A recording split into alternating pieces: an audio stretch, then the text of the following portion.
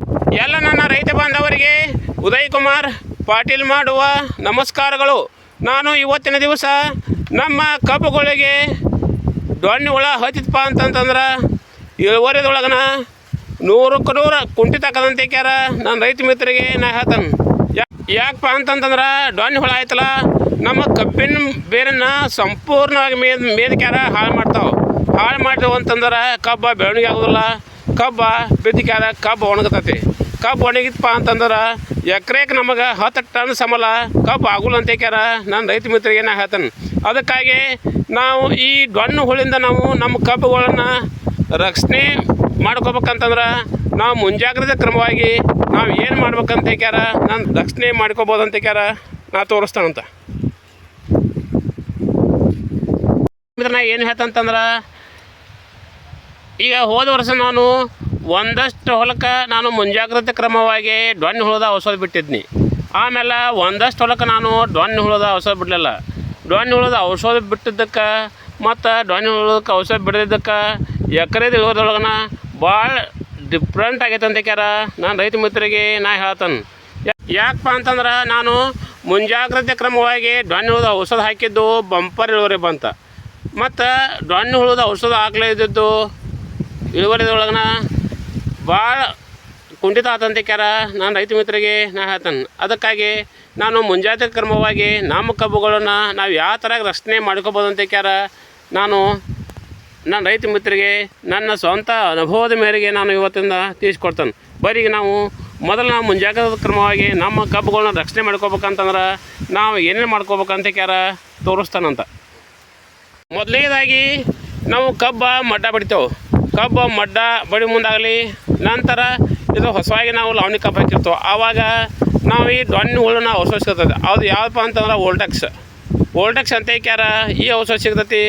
ಇದು 1 ಎಕರೆಗೆ ನಾವು 5 kg ಇದನ್ನು ನಾವು ಗೊಬ್ಬರದಾಗ ಕೂಡಿಸಿ ಹೋಗೋದೇವು ಅಂತಂತಂದ್ರೆ ನಾವು ಮುಂಜಾಗ್ರತೆ ಕ್ರಮವಾಗಿ ನಾವು ಈ ಡೊಣ್ಣೆ ಹುಳನ್ನ ಹತೋಟಿ ಮಾಡಂಗೆ ಹಾಕದಂತೆ ಕ್ಯಾರ ನಾನು ರೈತ ಮಿತ್ರರಿಗೆ ನಾ ಹೇಳ್ತಾನೆ.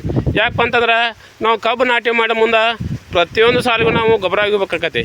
ಅವಾಗ ಗೊಬ್ಬರ ಒಗಿಯೋ ಮುಂದೆ ನಾವು ಗೊಬ್ಬರದಾಗ ಕುಡಿಸ್ಕ್ಯಾರ ನಾವು ಈ ವೋಲ್ಟೆಕ್ಸ್ ಅಂತ ಕ್ಯಾರ ಏನು ಔಷಧ ಇದನ್ನು ನಾವು ಒಗದೇವು ಅಂತಂತಂದ್ರೆ ಈ ಡೊಣ್ಣೆ ಹುಳನ್ನ ವಂಶ ಪರಂಪರೆ ಕಡಿಮೆ ಆಕದಂತೆ ಕ್ಯಾರ ನಾನು ರೈತ ಮಿತ್ರರಿಗೆ ನಾ ಹೇಳ್ತಾನೆ. ಮತ್ತು ಎರಡನೇದ ಅಂತಂದ್ರೆ ನಮಗೆ ಕಬ್ಬು ತುಳಿ ಮುಂದಾಗಲಿ ನಂತರ ಕುಳಿ ಕಬ್ಬ ನಾವು ಗಳೆ ಹೊಳಿ ಮುಂದಾಗಲಿ ನಮಗೆ ಔಷಧ ಸಿಗಲಿಲ್ಲ ಅಂತಂತಂದ್ರೆ ನಮಗೆ ಅದ್ರ ತೊಂದರೆ ಹಾಕ್ಯಾರ ನಮಗೆ ಔಷಧ ಹಾಕೋಕ್ಕಾಗಲ್ಲಪ್ಪ ಅಂತಂತಂದ್ರೆ ಹೆದರು ಕಾರಣಿಲ್ಲ. ನಂತರ ಆ ಡೊಣ್ಣೆ ಹುಳ ಅದು ಯಾವಾಗ ಉತ್ಪತ್ತಿ ಆಕತ್ತಪ್ಪ ಅಂತಂತಂದ್ರೆ ಇದು ಡೊಣ್ಣೆ ಹುಳ ಉತ್ಪತ್ತಿ ಆಗೋದನ್ನ ಮೇ ತಿಂಗಳದೊಳಗನ ಅದು ತತ್ತಿರ್ತೈತಿ. ಆಮೇಲೆ ಜೂನ್ದೊಳಗನ ಅದು ಮರಿ ಆಕೈತಿ ಇರತ್ತಲ್ಲ. ಈ ಸ್ಟೇಜ್ ಇದ್ದಾಗ ನೋಡಿರಿ ಈಗ ಜೂನ್ 10ರಿಂದ ಮುಂದೆ ಜುಲೈ ಮಟನೂ ಈ ಡೊಣ್ಣೆ ಹುಳ ಉತ್ಪತ್ತಿ ಆಕೈತಿ. ಈಗ ಈ ಡೊಣ್ಣೆ ಹುಳ ಉತ್ಪತ್ತಿ ಆದಮೇಲೆ ನಾವು ಹೆದರು ಕಾರಣಿಲ್ಲ. ಅದಕ್ಕೆ ನಾವು ಏನು ಮಾಡ್ಬೇಕಪ್ಪ ಅಂತ ತೋರಿಸ್ತಾನೆ ಬರ್ಯಾ. ಈಗೇನು ನೋಡತ್ತಲ್ಲ ಈ ಡೊಣ್ಣೆ ಹುಳ ಇವು ಮೇದೊಳಗನ ಇವು ತತ್ತಿ ಇದರಿಂದನ ಜೂನ್ ತಿಂಗಳೊಳಗನ ಸಣ್ಣ ಮರಿ ಹಾಕವು.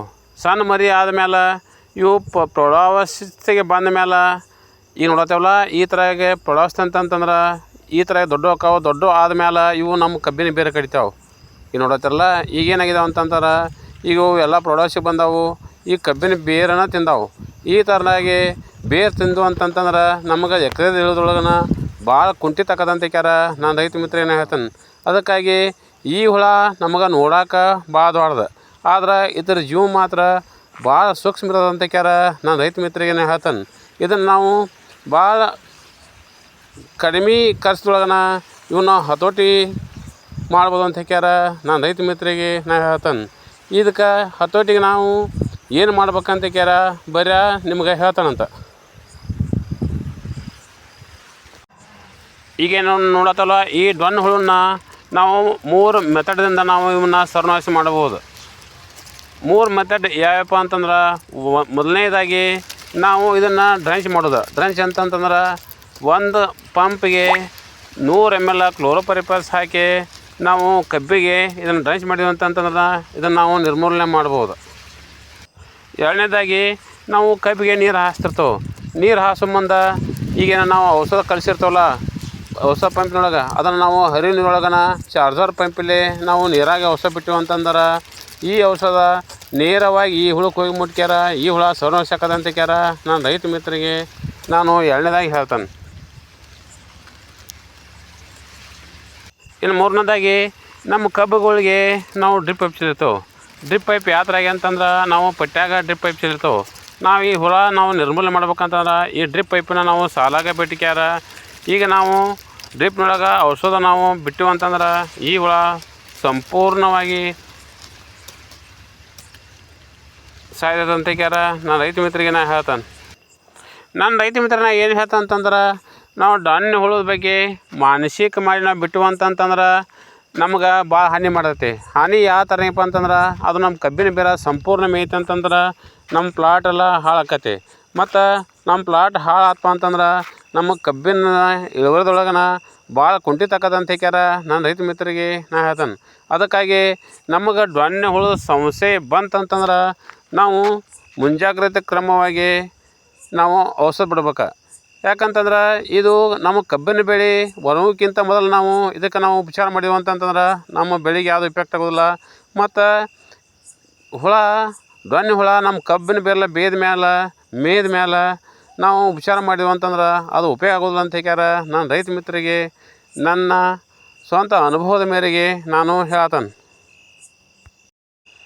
ನಾವು ಕಬ್ಬು ಎಷ್ಟು ಬೆಳವಣಿಗೆ ಮಾಡ್ತಾವಲ್ಲ ಅಷ್ಟು ಅದನ್ನು ರಕ್ಷಣೆ ಮಾಡೋದು ಅಷ್ಟು ಕಠಿಣ ಅಂತ ಹೇಳ್ಯಾರ. ನಾನು ರೈತ ಮಿತ್ರನ ಹೇಳ್ತಾನೆ. ಯಾಕಪ್ಪ ಅಂತಂದ್ರೆ ಈಗ ಕಬ್ಬಿಗೆ ಧಾನ್ಯ ಹುಳ ಆಗಲಿ, ನಂತರ ಇವಕ್ಕೆ ಬಿಳಿ ಉಣ್ಣೆ ರೋಗ ಆಗಲಿ ಮತ್ತು ಸುಳಿ ರೋಗ ಆಗಲಿ, ಇವನ್ನೆಲ್ಲನೂ ನಾವು ರಕ್ಷಣೆ ಮಾಡಿಕೊಂಡೆವು ಅಂತಂತಂದ್ರೆ ನಮ್ಮ ಕಬ್ಬಿನ ಇಳುವರಿ ಬಂಪರ್ ಆಕೈತಿ. ನಾವು ಅದರೊಳಗೆ ನಾವು ಒಂದು ಸ್ವಲ್ಪ ಮಾನಸಿಕ ಮಾಡಿದ್ವಿ ಅಂತಂತಂದ್ರೆ ನಮ್ಮ ಬೆಳೆಗಳಿಗೆ ಹಿನ್ನಡೆ ಆಕತಿ. ಹಿನ್ನಡೆ ಆತಂತಂದ್ರೆ ನಮಗೆ ಎಕರೆದ ಇಳುವರಿದೊಳಗನ ಭಾಳ ಇಫೆಕ್ಟ್ ಆಕದಂತ ಕ್ಯಾರ. ನಾನು ರೈತ ಮಿತ್ರರಿಗೆ ಹೇಳ್ತಾನೆ. ಅದಕ್ಕಾಗಿ ಈಗಿನ ಆಧುನಿಕವಾಗಿ ಇವನ್ನ ತೊಗೊಂಡು ನಾವು ನಮ್ಮ ಈ ಕೀಟ ಬಾಧೆ ಆಗುವಂಥ ಈ ಧಾನ್ಯ ಹುಳಕ್ಕಾಗಲಿ, ನಂತರ ಈಗೇನ ಬಿಳಿ ಉಣ್ಣೆ ಅಂತ ಕೀಟ ಬರ್ತಾವಲ್ಲ ಇವನು ನಾವು ಹತೋಟಿ ಮಾಡ್ಕೊಂಡು ಅಂತಂತಂದ್ರೆ ನಾವು ಬಂಪರ್ ಇಳುವರಿ ತಗೋಬೋದಂತ ಕ್ಯಾರ ಹೇಳಿ ಎಲ್ಲ ನನ್ನ ರೈತ ಬಾಂಧವರಿಗೆ ನನ್ನ ನಮಸ್ಕಾರಗಳು.